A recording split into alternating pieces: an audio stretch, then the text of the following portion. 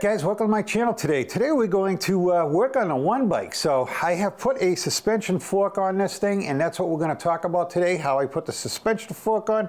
I retained the existing folding bars on this thing so that I can fold these things out of my way and put this thing directly into my car. It's very nice to do that, so I wanted to retain that. I don't like the look of this thing, but it works, so it's functional. I did put the BMX bars on to give me that rise because I took the telescoping part off and put the BMX bars to get it up there. Threw some mirrors on this thing, phone holder, bunch of things. But again, we're here to talk about the suspension forks on this thing and what I had to do. So there's multiple things on this you got to know. Number one, I took some quick measurements on this. I actually pulled it apart, pulled it down. It's got a tapered fork on it. So inside this thing, it's a tapered fork. You'll see it when I show you the video. So you don't have to have that. You can actually use a straight fork, but I wanted to try to get the tapered fork so everything was right. I ended up getting a fork. I think there's only one out there, guys, and it comes from China. It took me a long time to get it. So it's a tapered fork. You do have to cut it if you want to put it together. You can add the little things to it if you want. I cut it to make it look as factory as I could. I want to make this bike look pretty original. That's why the fender is still on this thing. I had to do some things to get that on there, made some brackets, but it's on there. Everything's solid on this thing. Very nice. And so I've had people reach out to me because Lectric does not put conventional width axles in their front, okay? They're always around 110 millimeters. You can't buy a 110 millimeter as far as the front forks go. You cannot buy them. So this thing is 110 millimeters, guys, but I put 100 millimeter forks on this thing. These forks did, by hand, I just pulled them apart, dropped them in. So you got to get a through axle too. So I got the through axle on it. So again, tapered fork, through axle, 100 millimeters, guys, because this does not have 4-inch tires on it. If it had 4-inch tires on it, we'd have 135 millimeter forks on it. I have put, on my Lectric Expedition, I have put a 135 millimeter fork on that. You can go that route if you want. You end up putting a different axle into the front tire, the front rim. You'll have to change the axle to a wider axle. You're gonna have to put some shims in. You're gonna have to put some shims in your rotor. You're gonna have to put some shims in a lot of things. So I wanted to keep this as factory as I could. I rolled the dice on this fork that I could pull it out enough to get this wheel on it, and it worked no problem. So like I said, I pulled it apart, I slid it down, it worked, it's together. I've ridden this thing, I put 26 miles on this bike so far with not a problem, and it's awesome, guys. These are locking out forks. It does a lot of things. The one strange thing about these forks when you get them, if you get these same ones, like I said, it's hard to find this particular fork for a 20-inch bike. So I had to get this one. This bracket here, which is normally in the front, is on the back on this thing.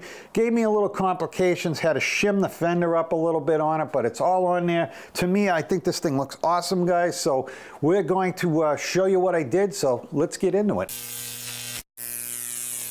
All right, guys, we're going to start by pulling the neck off this thing so that we can drop everything down. I've got to pull the brake off that, so I'll do all that first. First thing we do is loosen up the stem here. Looks like a big one. We'll go with a 6 millimeter. We'll see what it is. It is a 6 millimeter. There's also a center bolt in this thing that we have to take out. So the first thing we'll do is we'll flip this thing down. And this one is not a 6. I'm going to guess it's more 10 millimeter. So we'll get this 10 millimeter on this thing and turn it.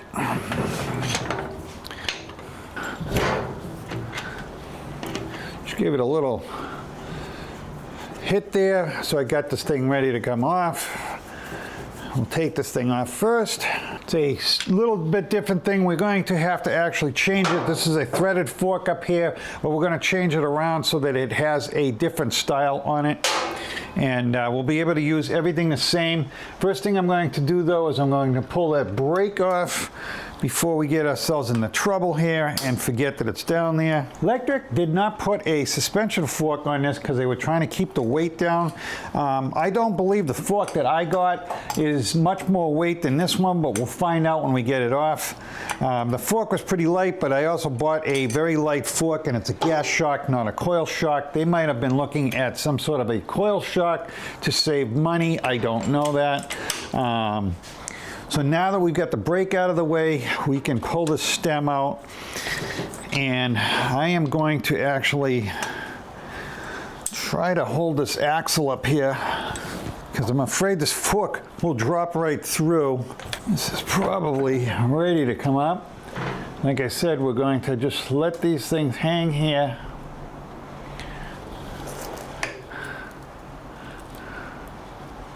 I'm trying to get it so it's not in the way. All right, we will just put these things down here and they'll stay there, no problem. So the fork's here. I'd say it is a pretty light fork, I can tell you that much. So this fork came with this stuff here, and this is going to go down here on the bottom of this here, and that'll waterproof it when it seals up against it. Before I do anything more though, I think I'm going to, all right, so I have this thing locked in the back there and it's on a jack stand, so we're just going to raise this up. We're going to carefully stick this thing in as to not knock out this front bearing. That's the race for it. We'll push the race back down. We will continue to drop this thing down.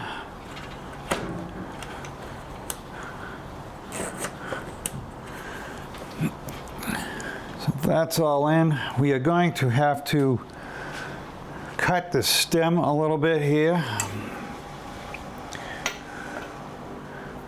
Or we can put on some stuff, but I really don't want to raise this thing up too much. Like I said, guys, you can use these headset spaces, or we can cut the tube. And I'm going to cut the tube, so I'm using this saw guide. You can get that on Amazon.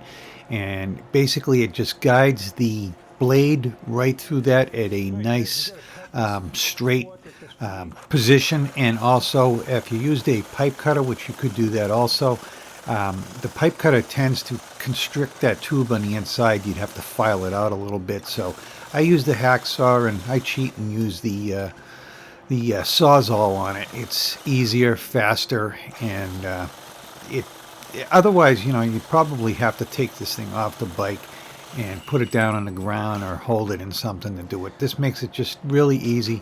It holds that tube in place and everything. And I have not greased this thing yet. That's why I don't care about the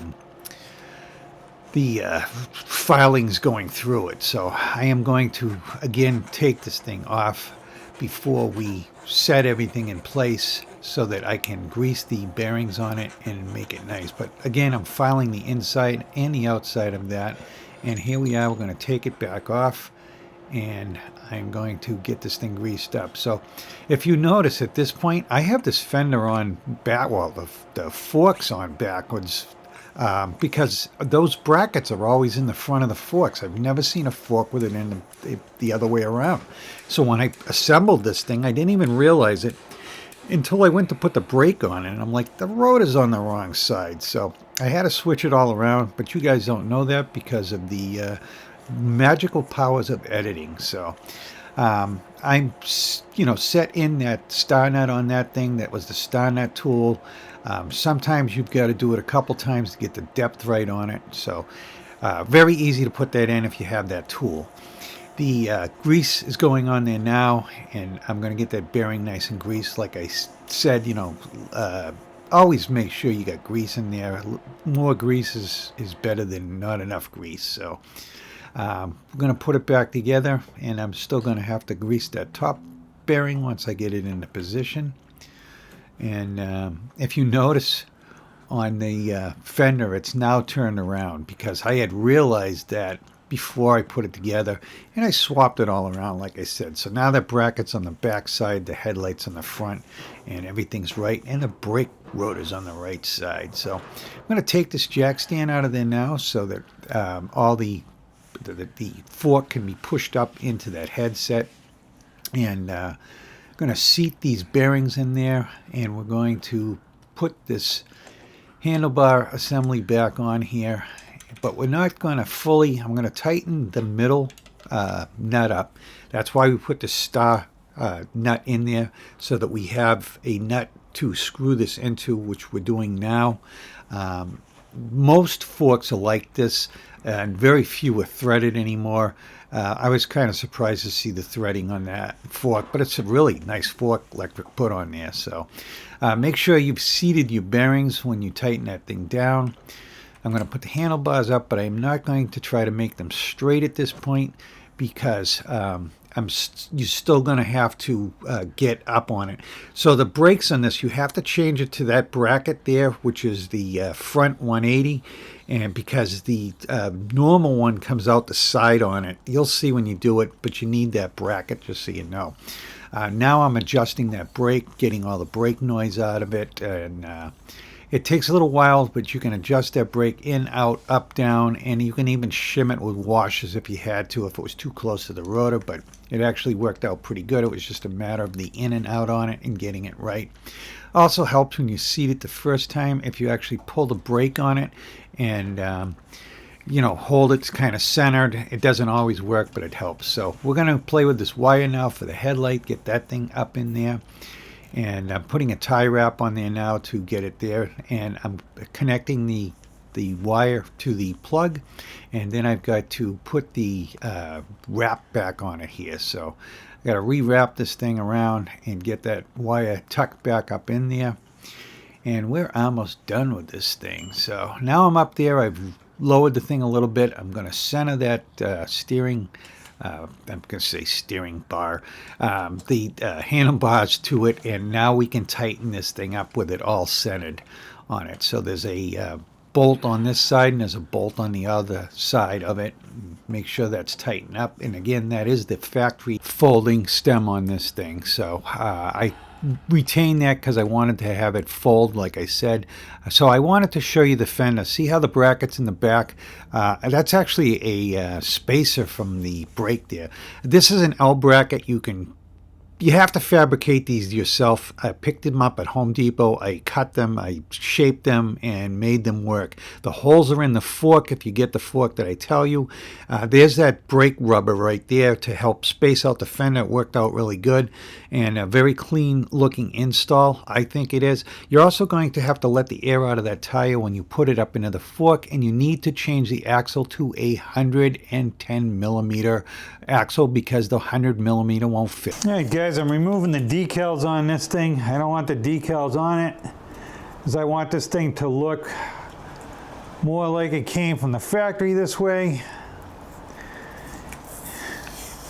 So I'll get these off. They're on both sides, so I got to go take them off on the other sides. All right, guys, I think we're done. We got the suspension fork on this bike now, and you know what? I'm really happy with it. This is the fork that was on it, and I gotta say, Lectric, I am very impressed with this fork. Must have cost you a lot of money to develop this thing. It's pretty nice. I almost feel like it's a piece of art, and I need to hang it on the wall.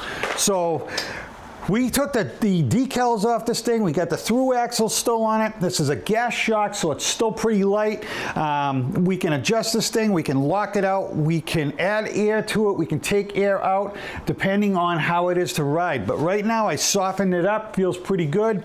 I have it actually on the lowest setting. We're going to try that there because the bike's pretty light. I don't really hit a lot of bumps other than the potholes and stuff from the road. So we're going to try it there. We'll adjust it if we can. You've got this little ring here.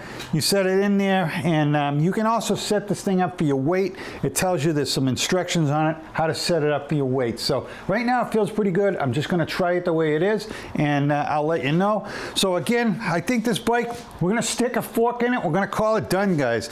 We got the additional battery. We got the suspension fork on it now, and BMX bars. So, you know, coming up here looking at the BMX bars, I didn't like the bars that were on it. So the only thing I did did is I bought a stem and I bought the BMX bars. You can get them on Amazon, you know, cheap. It fit right onto the original tilting thing, so it still can be tilting, or you can take that thing off if you want. It's totally up to you, but if you took it off, put it down, I think it would be very low. You'd probably have to put a riser. If you put a riser on it, then you might as well keep this thing on it, because when you fold it to put it in your car, it works out pretty good. Or just storage around the house. So we got the fender on this thing. It looks just like the factory. I had to make up a little bit of a bracket here, brackets down here. The light works, everything's good on it. Like I said, I think we're gonna stick a fork in this thing, call it done, and all I gotta do now is go out and enjoy riding it. So if you guys wanna see me ride this bike, subscribe to my channel, because I do a ride every Saturday, and I ride this bike quite often. So hit that like, hit that subscribe, guys, on the way out if you got something out of this video, and thank you very much for watching, guys. All right, guys, I want to thank you for watching my video today. And if you are interested in buying a bike or something, please check with my affiliate links. That helps the channel out greatly. Again, guys, hit that like and subscribe on the way out. And thank you very much for watching. You guys are awesome. Thank you.